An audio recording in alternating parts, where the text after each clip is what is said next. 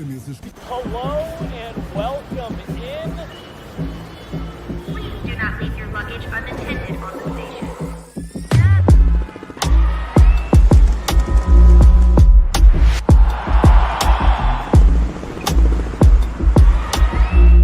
Welcome to the show. God, that is too funny.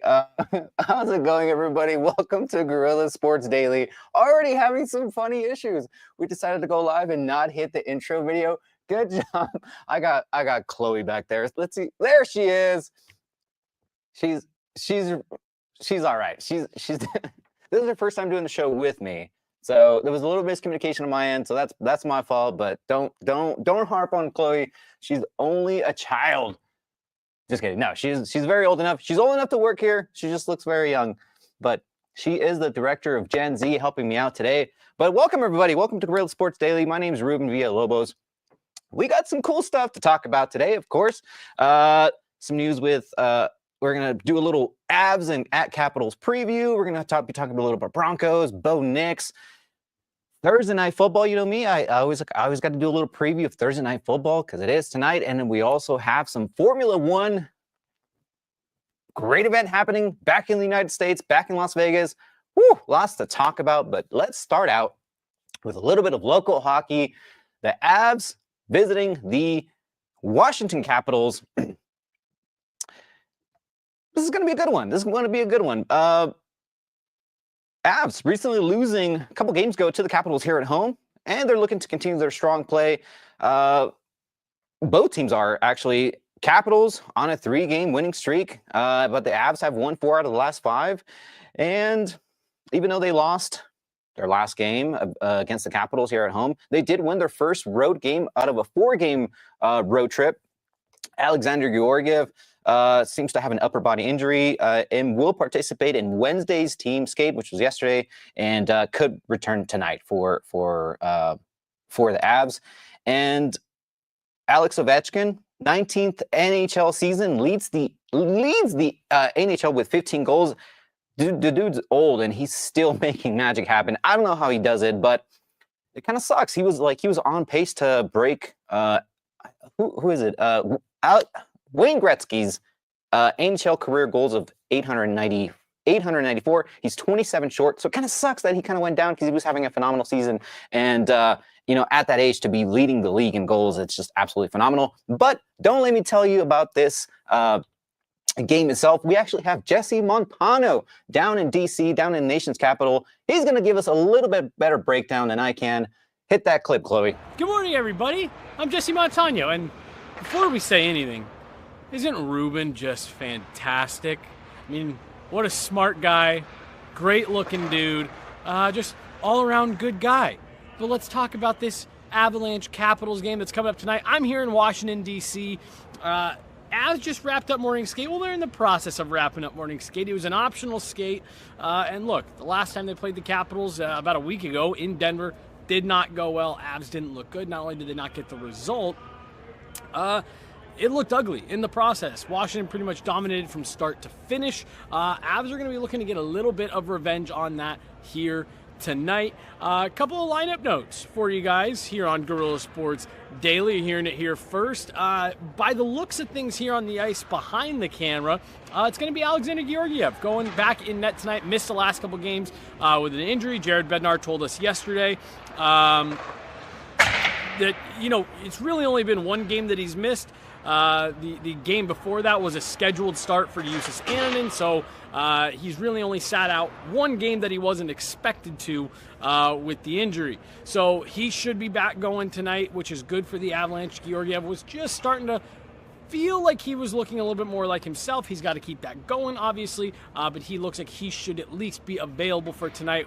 Obviously, anything can change between now and puck drop, but we'll see. Looks like it should be Alexander Georgiev. Other than that, I actually think the lineup is going to stay the same. Oliver Shillington, who probably had his best game as an Av thus far in the last game against Philadelphia, looks like he will stay in the lineup tonight as both Calvin DeHaan and Ludwig are on the ice here behind you guys, not behind me, behind you guys, working late with coaches and things like that at the optional skate. So, look, Avs starting to turn the page here. They're starting to get healthy. You want to see Val Nichushkin get, that elite pop that we've come to expect from Val back in his step after missing so much time. Jonathan Drouin, same thing. I really thought he looked more effective in the game a few nights ago in Philadelphia than he did in that first game back after getting hurt in the first game of the season. So should be a fun one here tonight. No Alex Ovechkin, which is a major bummer.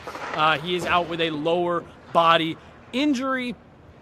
Of course, chasing history, just 27 goals away from tying Wayne Gretzky for the all-time goals record in the NHL. We won't get to see him tonight, but you just hope that he's back quickly. He looked like he was poised to break that record this year. Didn't want it bleeding over into 2026. So we'll see if he can get back quickly. You hope he can. That's going to do it. Ruben, tossing it back to you. All I heard was how awesome I was. I didn't hear anything else about that. Thank you, Jesse, for that. That was fantastic. Always so insightful as always. And hopefully the Avalanche can get a win tonight. But we're going to move on from hockey, and we're going to talk a little bit of Thursday night football. That is right. We have an okay setup. I mean, the Steelers have been very great, but the Browns have just been browning. Pittsburgh Steelers, they visit the Browns tonight. Steelers 8-2, Cleveland 2-8, have lost, I think, 6 in a row. Man, it's just so. I feel bad for Cleveland, right? Like, at least they have a good basketball team. At least they're, the Cleveland Cavaliers have been very well this season so far. But much like it is here in Denver, it is a football town, and they love their Browns. But the Browns just doesn't seem to ever get it right together. But the Steelers coming to this game on a roll on a 5-game winning streak. Russell Westbrook, he does not play for the Steelers. Russell Wilson, I always get those two confused. He seems to have found a pretty good fit there with the Steelers. They just coming off a win versus the Ravens, 18-16. It was just a slug it out type of game. So the Steelers they're getting themselves rolling. They seem to be playing fantastic, but Russell Wilson seems to have found a bit of a home there, and he seems to be playing well, not making a whole ton of mistakes, but he's still the same type of Russell Wilson, still same playing style, still holding onto the ball too long, taking bad sacks, just not very quick with his reads, but at least, his defense is helping him out over there. That Steelers defense is great. I mean, we saw them here at Mile High, like week 2, and we were like, if that Steelers defense can hold up throughout the year, which they have, they're definitely going to be winning some games. And so far, they're in top of their division, and they seem to be doing very well at the right time. So that's going to be a struggle for the Browns, who, again, have been struggling. I believe they've lost 7 of their last 8 games, and Deshaun Watson goes down week 7. Jameis Winston has been playing since then. He's looked all right. I mean, he's at 5 TDs, 3 interceptions, but two 300-yard passing games in the last 3 games.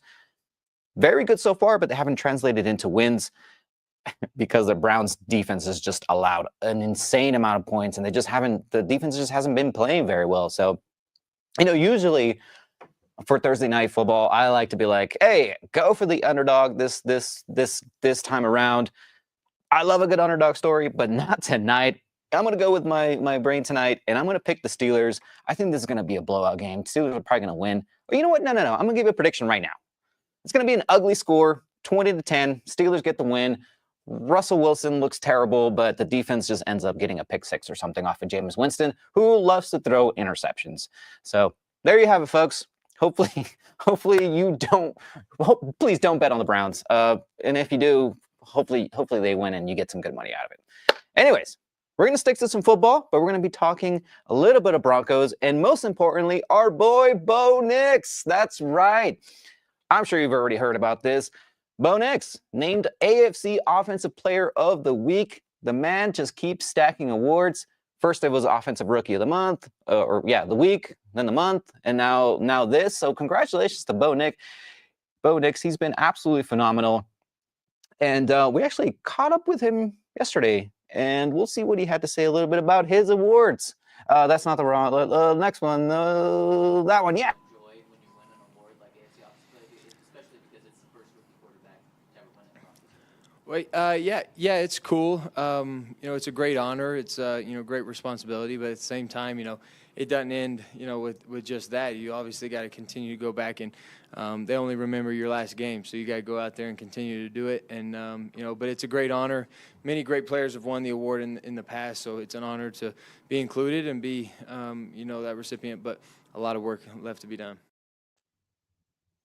He's just so nonchalant about it. He's like, yeah, it's cool, I guess. It is cool, man. And we're so proud of Bo Nix because it finally feels like the Broncos have found their guy. And it seems like it felt that way when we got Russell Wilson, but now it just feels more real, right? Like there's like a plan in place for the Broncos. It seems like they're really going the right direction. There's finally an owner. There's understanding between like the owner down to the coaching, down to the players. So it seems like the Broncos are really getting their stuff together at the perfect time. And the Broncos are in the mix for the playoffs. And it's a lot to do with Bo Nix. And let's bring up a little bit of stats of Bo Nix. That is the touchdown comparison between every other rookie quarterback this season so far. And look at that. 19 touchdowns. 14 touchdowns for Jaden Daniels, who's also been very good, and those two are going to fight it out till the end to see who wins Rookie of the Year. It is between those two. There's no doubt about it, no more. And, I mean, it's just phenomenal season that Bo Nix has had so far. But we actually had Brandon Cristal down at Broncos practice yesterday. Let's see what he had to say down there. Well, the Broncos returned to the practice field Wednesday, and the conversation was about not getting complacent. They've got 3 winnable games coming up, starting in Sin City, a place they've never won, but they are nearly a touchdown favorite at last check.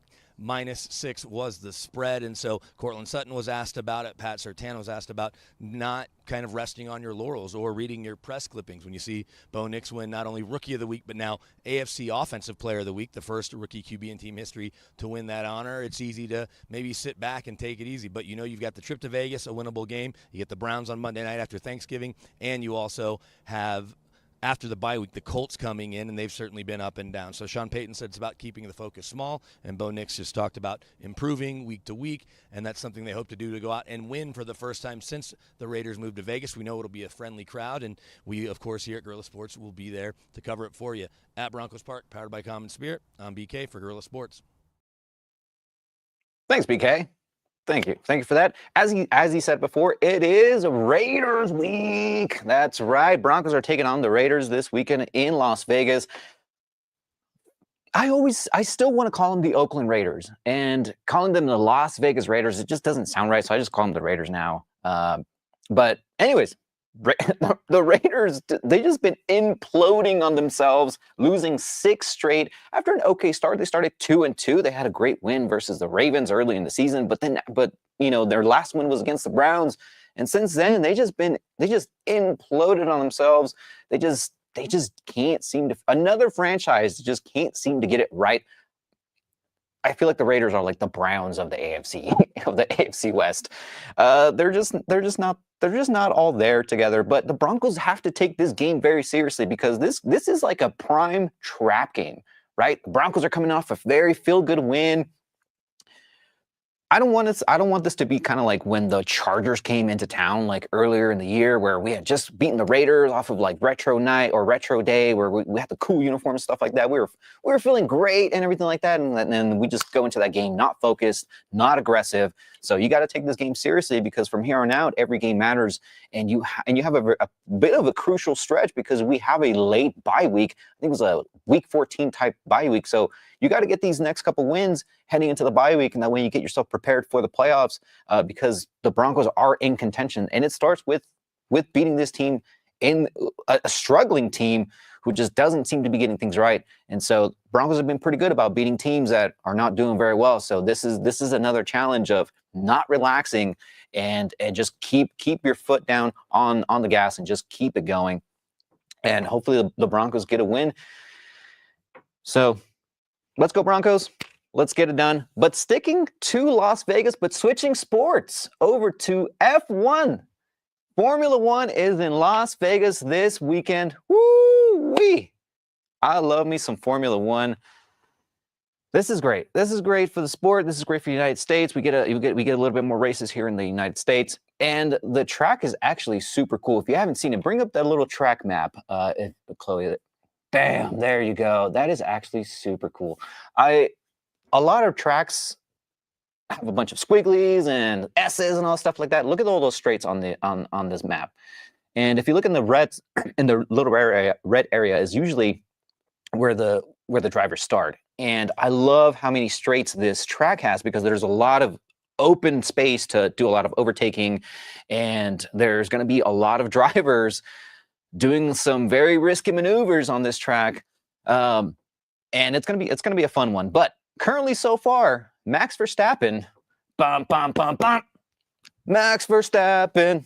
He's currently leading the Drivers' Championship, and he's actually been doing a phenomenal job. He just recently won the São Paulo Grand Prix in Brazil a couple of weeks ago, so he's actually separated himself pretty well from second place Lando Norris, who drives for McLaren. Max has been very well, but with 3 races to go, obviously anything can happen, but he has really taken hold of the Drivers' Championship. But he's been the only Red Bull driver actually doing a good job for his team. Sergio Perez, who great driver, right? Fantastic driver, Mexican driver. I love Sergio Perez. He's one of my favorites. One, because he's Mexican. I'm Mexican, so I root for the guy, and he's the only Mexican driver in Formula One right now. He's climbed the ranks, and he's made it to Red Bull, which is like a very prominent team. But as of late, Sergio Perez has just not been it. Like he's under the hot seat right now. He really is. He hasn't been racing very well. And the last 2 races, he hasn't even reached top 10. He's finished 17th and 11th. That's not going to cut it for Red Bull. Red Bull's trying to win the Constructors' Championship. And they're currently in 3rd place. And without Sergio Perez scoring any points, that gap between McLaren and Ferrari, who are currently 1st and 2nd place, it's not looking good for Red Bull to get a Constructors' Championship on top of the Drivers' Championship. And a lot has to do with Checo Perez just having pretty much bad luck throughout the middle of the season. From I believe Monaco, he had a crash, and then the next race he didn't finish. And from then on, he hasn't had a lot of top 5 finishes, which is where you need to be, because oh, whoopsies! Apparently my mic is not working. There we go. Can you hear me now? Is it better? Sorry, guys. My mic was not working, but hopefully you can hear me now. As I was saying before, Red Bull is really, really needing Checo Perez to score some points this weekend, because with 3 races left, you need to make up some ground for Red Bull if you're a Red Bull team in the Constructors' Championship. So I feel for Perez, having bad luck in certain races, but you know what? This is a type of sport where you have to produce, and if you're not creating any points, your seat is in jeopardy. Red Bull has not been afraid to just switch drivers in the middle of the season. Granted, there's 3 races left, but that being said, he might not be back in Formula One, and pretty much all the Formula One seats are filled up for next year. So we could see Checo Perez out next year, and it kind of blows, but it's just one of those things in Formula One where you have to produce, and if you're not producing, someone's going to replace you. But let's look at the driver standings real quick. There it is. Yeah, look at Max Verstappen. Great races so far. Currently leading at 393. Lando Norris just right behind. But the races that the positions where I'm really interested is that 2nd and 3rd place with Lando Norris and Charles Leclerc.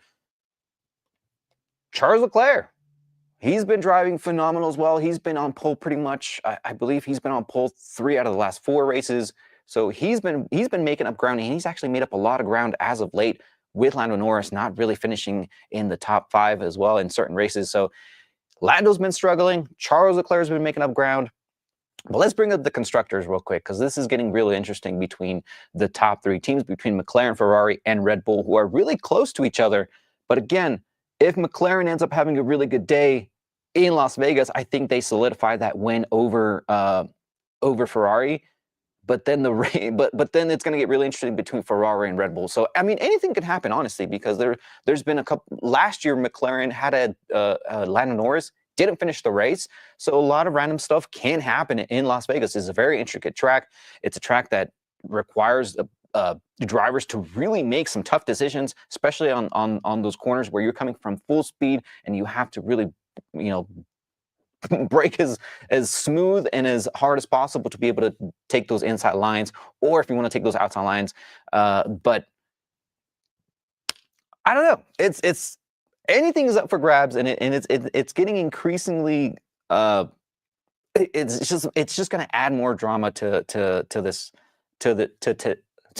weekend's race because of just how close these teams are getting to each other. So I don't know. I'm kind of hoping Ferrari ends up overtaking McLaren. I mean, I do like McLaren. They got some solid drivers, but there's nothing like Ferrari. Because you know what they say, if you're not a Ferrari fan, then truly secretly you are a Ferrari fan, and that's kind of true. I mean, Ferrari is one of the oldest teams in Formula One, and they're probably one of the most historic ones of winning a ton of Grand Prix and championships and things like that. But you know what? I'm going to give you a prediction right now of who wins what between first and third place. So I think Charles Leclerc wins it. I think this man wins it. Charles Leclerc, he got second place last year.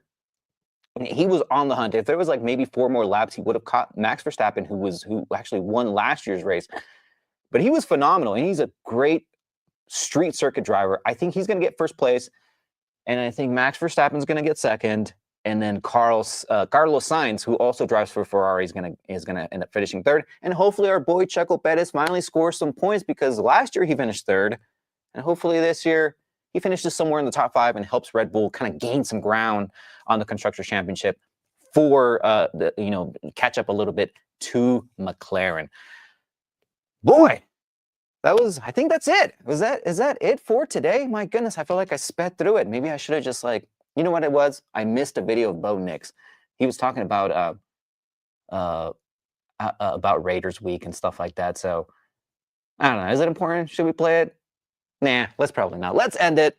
I got Chloe back there, the Gen Z director of Gen Z Master, whatever. Show yourself, Chloe, one more time. Yeah, there she is. She did a great job, even though she didn't start the intro on time. But we'll forgive her this time. All right, that's it for Guerilla Sports Daily, everybody. My name is Ruben. Make sure to follow us on YouTube, subscribe, like this video, share it, and also make sure to follow us on Instagram, TikTok, Twitter, X, you name it, we're everywhere. Have a wonderful day, everybody.